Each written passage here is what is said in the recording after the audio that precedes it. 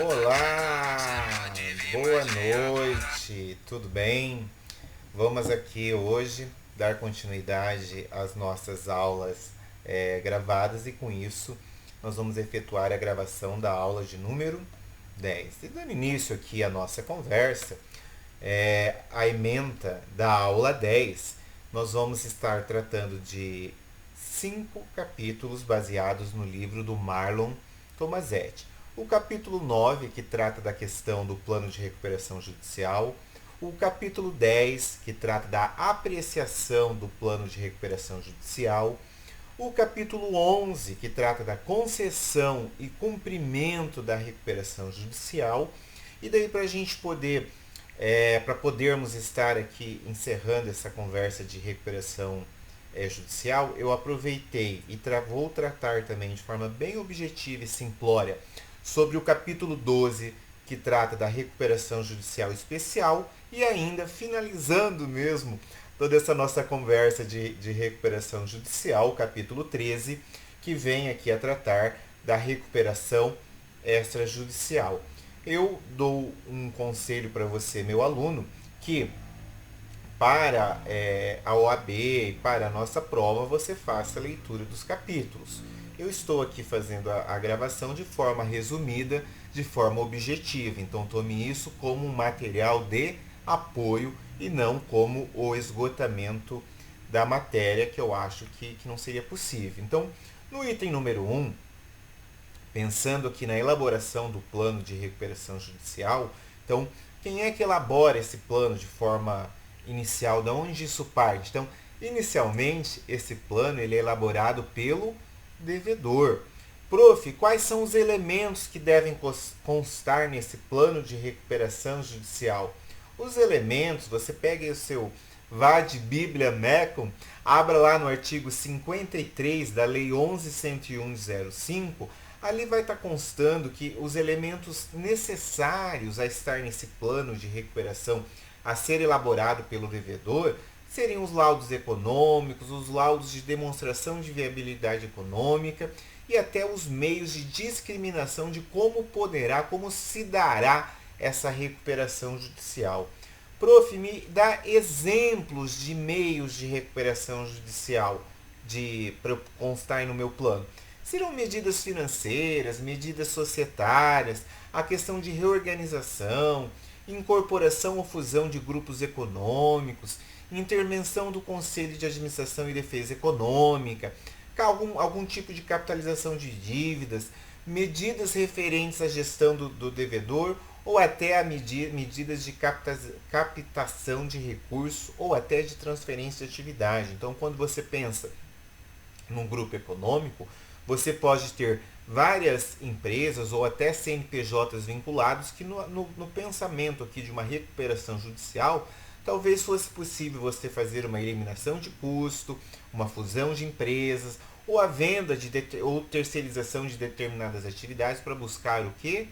O enxugamento aqui das dívidas, das despesas mensais, buscando a recuperação da atividade empresarial. Então isso aí seria o que a gente estaria conversando de maneira geral no item número 1. O item número 2 seria aquilo que a gente trata de limitações sobre o plano de recuperação judicial. Então, o que teria, prof, o que a lei vem aqui e traz como limitação ao plano de recuperação judicial? A lei vem aqui e traz que a questão dos créditos trabalhistas e de acidentes de trabalho. Gente, créditos trabalhistas são aqueles que a gente chama que tem natureza alimentar, concorda? A pessoa ela não trabalha porque ela acha bonito, ela trabalha porque ela tem a necessidade aí da subsistência dela. Então, esses créditos no plano de recuperação judicial, eles teriam uma limitação de 1 ano para que esses pagamentos fossem ou forem efetuados. Aqueles casos de garantias reais, quais são os casos de garantias reais? Alienação fiduciária, leasing, né, que é o arrendamento mercantil, ou outros tipos ali que seja possível a questão que o bem esteja como garantia real, a questão da suspensão da garantia ou da substituição só é possível com aprovação expressa do credor, né? Isso aqui o direito civil já nos nos assegura, nos traz essa garantia de que eu vou receber ou por dinheiro ou por meio do bem que eu peguei aqui em garantia. Então eu só vou abrir mão do bem se eu, credor, se eu quiser. Senão, o bem continua como minha garantia. A questão da variação cambial, né, somente será afastada com a aprovação expressa do credor. Vocês estão vendo aí, acompanhando como é que tem feito essa flutuação aí da questão do dólar, envolvendo ali a guerra da Ucrânia e uma série de outras coisas. Então, para que haja a aplicação da variação cambial, tem que haver a concordância do credor. Regra geral, a gente vai valer ali aquilo que foi pactuado, aquilo que está acordado. Então, isso aqui seria aquilo que a gente vai tratar no item 2, que a gente falou das questões da limitação do plano de recuperação. No item 3, a gente vai aprofundar um pouquinho aquilo que a gente trata com relação à apresentação do plano de recuperação judicial. Regra geral, esse plano ele deve ser apresentado pelo quem? Pelo devedor, que ele deve tomar o cuidado com esses limites legais que a gente acabou de apresentar agora, e tem um prazo improrrogável, ou seja, qual é o prazo para que o devedor apresente o plano de recuperação judicial? 60 dias contados da publicação que deferiu o processamento da recuperação judicial. Prof, onde que eu acho isso aí na Lei 11.101/05? Artigo 53 da Lei de Recuperação Judicial e Falências. Então, prazo para apresentação do plano de recuperação improrrogável de 60 dias. Fundamento legal, artigo 53. A apresentação do plano alternativo pelos credores, né? Então, o devedor tem o plano de 60, tem o prazo, né, de 60 dias a partir da concessão. Digamos que os credores verifiquem esse plano e não concordam, né? Então, o que é possível? É possível uma apresentação de um plano alternativo no prazo de 30 dias. 30 dias do quê? Após a apresentação do plano pelo devedor. Então, aqui existe essa possibilidade dos credores vierem e apresentarem aqui um plano alternativo. Como é que vai se dar essa questão da apreciação do plano de recuperação judicial? Então, eu tentei trazer aqui nesse próximo slide 3 subitens, subtópicos, para que a gente pudesse estar conversando um pouquinho. O 4.1, então, a publicação para manifestação de credores pelo plano apresentado do devedor. Então, isso se dá lá no artigo 191 da Lei 11.101/05, e o prazo para manifestação dos credores é o de 30 dias a partir da publicação. No item 4.1.1, então vejam bem, os credores foram, o edital foi publicado, os credores tomaram conhecimento via imprensa, né, desse plano de recuperação. Se eu não exercer a minha objeção, se eu não me manifestar contrário a esse plano, o direito, a Lei 11.101/05, entende-se que temos aqui uma aprovação tácita. Ou, né, se eu ficar quieto, é aprovação tácita. Não, prof, eu quero expressar a minha concordância aqui com essa apresentação desse plano. Eu posso fazer essa manifestação? Eu posso, dizendo que concordo aqui com o plano de recuperação. Não, prof, não é esse caso. Eu quero discordar do plano de recuperação apresentado pelo credor. Olha, se você quer discordar, então a gente estaria falando de objeção ao plano apresentado. E daí, o legislador, de forma muito filosófica e muito sábia, ele traz a necessidade dessa oposição ela ser justificada. Por que justificada? Não é o mero parcelamento ou desconto ou aplicação aqui de um outro fator de correção que vai me possibilitar fazer essa mera objeção. Eu não quero receber parcelado. Vejam que a Lei 11.101/05 ela foi idealizada para fazer o quê? Para beneficiar a atividade empresarial, ajudar o emprego, ajudar o fisco aí para que tudo isso se recupere. Então, evidentemente que alguém vai ter que abrir mão de alguma coisa. Então, nesse sentido, não basta simplesmente o credor se manifestar dizendo, olha, eu não concordo com esse plano de recuperação. Ele tem que trazer motivos justos, tem que trazer planilha, tem que fundamentar. Olha, eu não posso receber em 18 vezes, em 15 vezes, porque senão quem vai ser levado aí à ruína financeira sou eu, mas tem que fazer essa demonstração através de balancetes, de documentos contábeis, né? Então, se houver a objeção por credores, será designada uma data para uma Assembleia Geral de Credores. E daí, nessa Assembleia Geral de Credores, então a gente estaria avançando um pouquinho agora para o item número 5 da aula. Então, com a oposição de credores, segundo o artigo 56 da Lei 11.101, será designada uma Assembleia Geral de Credores, onde aqueles comitês de credores subdivididos por classe, penso eu que terão se reunido de forma antecipada e já terão ali uma ideia, já terão ali um planejamento daquilo que vai ser discutido na Assembleia Geral de Credores. Então, no caso de um plano alternativo pensado por quem? Pelos credores, gente. Então, ele deverá ser colocado em votação nessa Assembleia que será designada. Vejam que eu faço a anotação aí no slide para vocês de que essa Assembleia ela é soberana. Então, não cabe ao juiz, ao magistrado que vai ali conduzir depois o processo de recuperação judicial e não a Assembleia, porque quem vai conduzir a Assembleia é o administrador judicial, não cabe o juiz tomar qualquer decisão contrária à Assembleia de Credores. Então, a decisão da Assembleia é soberana. Anotem isso aí no seu cadernão, que isso aí vai salvar a sua pele aí na nossa prova. Quem tem direito a se manifestar, a dar voto nessa Assembleia de Credores? Segundo o artigo 43 da 11.101/05, somente credores.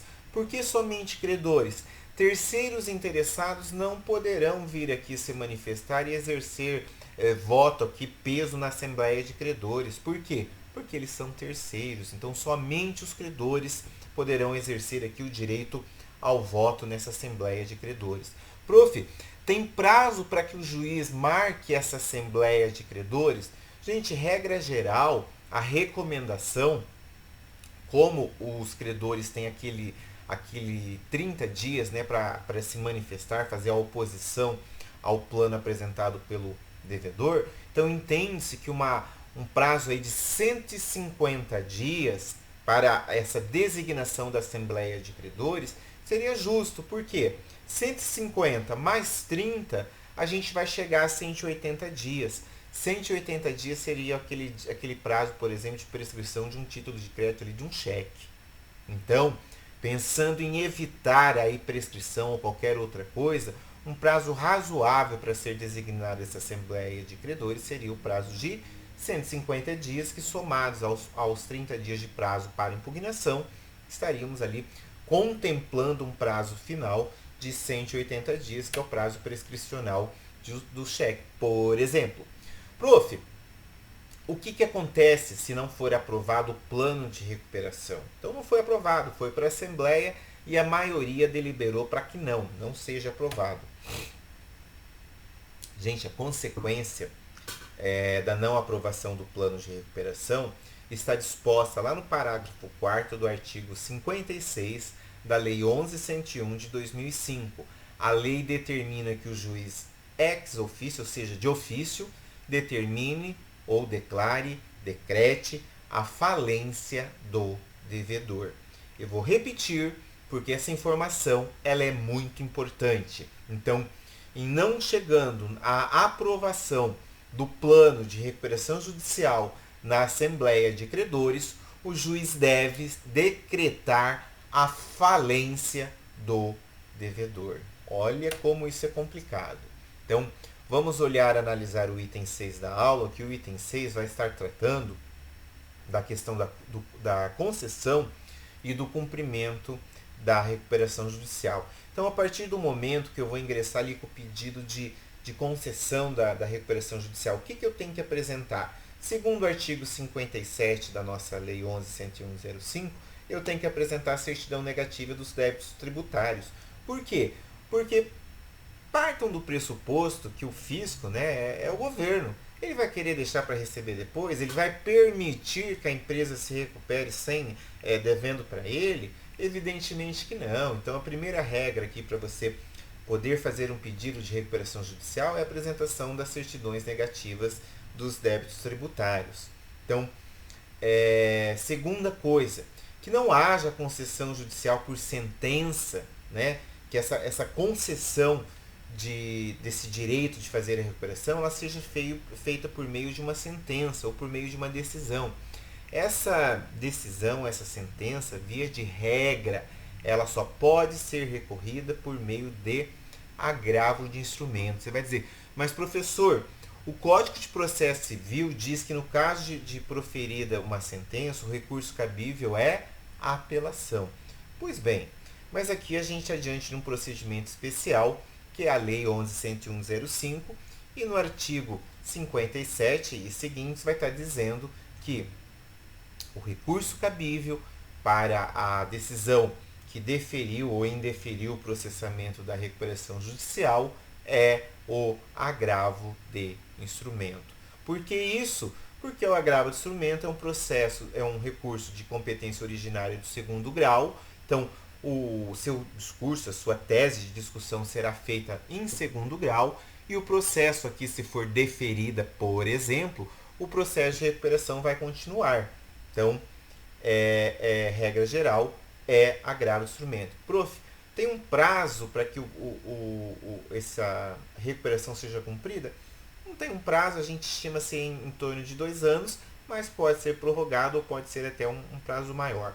Prof, quando é que termina, quando que se encerra a recuperação judicial? Após o cumprimento de todas as obrigações. Pagou tudo que deve, cumpriu tudo que for proposto, é extinta a recuperação judicial. Prof, como ou de que maneira que a recuperação judicial ela pode se tornar, ela pode ser convertida, ela pode ser convolada em falência? Peguem aí o seu VAD Bíblia Mecum e anotem lá no artigo 73, ele traz as hipóteses de conversão do pedido de recuperação judicial em falência. O primeiro deles é bem fácil de se lembrar. É a não apresentação do plano de recuperação no prazo de 30 dias. O devedor não cumpriu o plano, o que tem que fazer com ele? O juiz tem que decretar a falência. Segunda possibilidade, rejeição do plano, né? Então, alguns credores fizeram a objeção, fizeram a manifestação contrária à aprovação, foi designada uma assembleia de credores e chegou lá, a maioria dos credores votaram pela não aprovação. Falência. Descumprimentos de obrigações assumidas no plano. Então, lá eu assumi, por exemplo, que eu ia pagar os meus credores quirografários em 18 meses.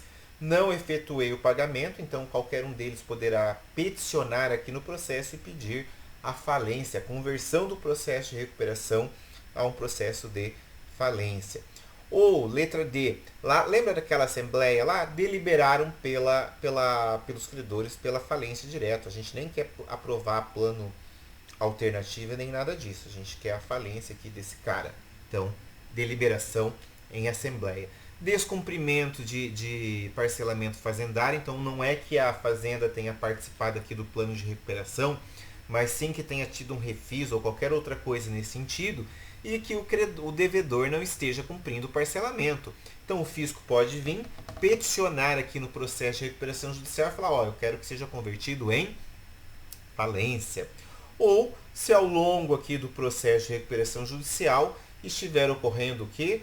O esvaziamento patrimonial da empresa. Então, o juiz ou os credores ali estão vendo de que não está sobrando bens, né, possíveis de liquidar o passivo da empresa. Então, evidentemente que é melhor eu pedir logo a conversão em falência para arrecadar esses bens para que seja partilhado, para que seja levado à asta pública ou leilão, né, se é bem móvel ou imóvel, e que o valor seja convertido aqui entre os credores. Então, isso seria o item número 8, que seria a conversão do processo de recuperação judicial em falência. Falando agora um pouquinho da recuperação especial. Prof, o que é recuperação especial? Gente, isso é moleza. Como assim moleza, prof? Artigo 70, 71 e 72 da Lei de Recuperação Judicial. Então, esses 3 artigos, eles tratam da questão da recuperação judicial especial para aqueles entes que o direito empresarial também através tanto da Lei Complementar 123 de 2006 quanto do artigo 179 da Constituição Federal, disseram que deve ser dispendido pelo Legislativo, né, um tratamento diferenciado, que é a microempresa, né, o ME, o EPP, que é uma empresa de pequeno porte, e o produtor rural, quando ele é pessoa física, que ele vai lá e faz a sua inscrição, né, o CNPJ, junto ali à questão da junta comercial. Nesse sentido, o pedido e o processamento da recuperação judicial ele fica igualzinho, a gente conversou aqui, ao procedimento comum. O que muda é no plano de recuperação. Sabe por quê? Essas três modalidades empresárias, elas não têm que ter um tratamento diferenciado? Tem, professor, joinha. Então, aqui a lei vem e traz um plano especial de recuperação. Que nesse plano especial de recuperação ele diz que o parcelamento pode ser em até 36 meses, com juros de 12% ao ano, ou seja, 1% ao mês, com a possibilidade de carência para começar o pagamento em 180 dias. Eu vou repetir. O plano de recuperação judicial especial, destinados à ME, à EPP e ao empresário rural, ele contempla a possibilidade de 36 meses de parcelamento, com juros de 1% ao mês, com a possibilidade de carência de 180 dias. Isso é bom? Isso é fabuloso. Mas, prof, o que vai mudar então? Apresentado esse plano especial aí dentro do prazo legal, qual que é o prazo legal? De 60 dias a partir do deferimento ali do processamento da recuperação. Será intimado os credores para que manifestem a sua concordância ou sua oposição no prazo de 30 dias. A partir daqui é que o procedimento especial começa a ser diferente, porque não tem assembleia de credores. Como assim? Se houver a concordância tácita de todos os credores, ok, plano especial aprovado, vamos cumprir aqui o parcelamento em 36 vezes. Não ocorreu. Como assim não ocorreu? Houve a manifestação expressa de oposição de credores que representem mais do que metade da classe de créditos abrangida. Então vamos pegar aqui de maneira geral. Então 55% dos credores se manifestaram dizendo que discordam do plano. O juiz vai fazer o quê? Não vai convocar a assembleia. Ele vai declarar direto a falência do empresário, do devedor.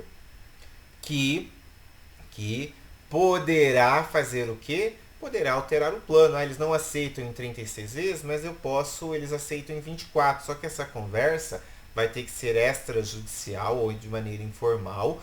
Os autores têm reconhecido até a possibilidade de uma audiência para que isso seja conversado, mas a lei não fala nada. A lei fala de que, havendo oposição de mais da metade dos credores, então será convertido direto em falência. Se houver objeção de menos da metade, a gente vai entender que é uma aceitação tácita, por isso que é um procedimento chamado recuperação especial. Vocês viram? Facinho, maravilha. Nós, como advogados, penso que temos que vender isso aqui.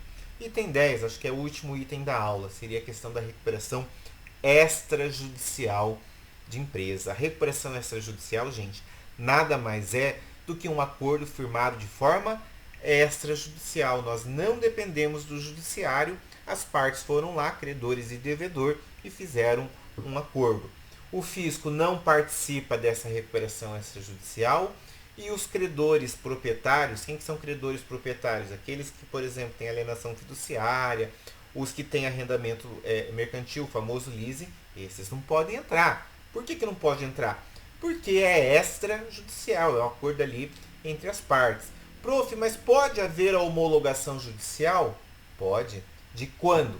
Se houver a unanimidade de credores, ou seja, todos os credores concordaram com o meu projeto aqui, com a minha recuperação extrajudicial, então a homologação é facultativa. Eu homologo se eu quiser. Não, prof.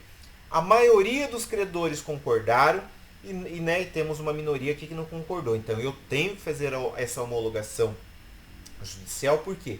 que daí eu passo a ter um título executivo, né? E com isso eu consigo exigir aí do próprio devedor e até obrigar aqueles que são minorias, né? Então isso seria a recuperação extrajudicial. Com isso, gente, a gente encerra a aula 10 e damos mais um passo aqui, encerrando toda a conversa de recuperação judicial. Joinha, a aula ficou com 25 minutos, excelente para ser assistida. Até a próxima aula, que é a aula 11, que a gente vai tratar de falência. Tchau, tudo de bom.